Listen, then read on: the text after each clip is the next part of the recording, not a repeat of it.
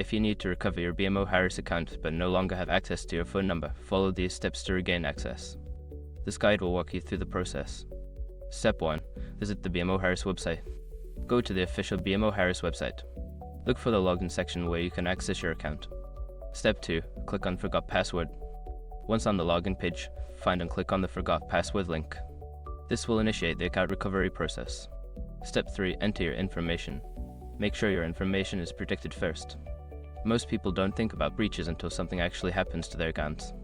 Use the SROC to monitor your accounts 24/7 and instantly alert you if your information appears in leaked databases online. It constantly checks billions of breach data points in the background. And considering how much personal information people keep online now, it's honestly worth having. Link in the description.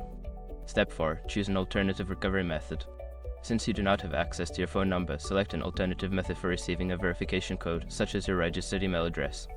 Step 5. Follow the instructions in your email.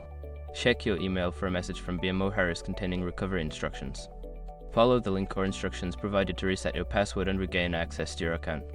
Once you have completed these steps, you should be able to access your BMO Harris account without your phone number.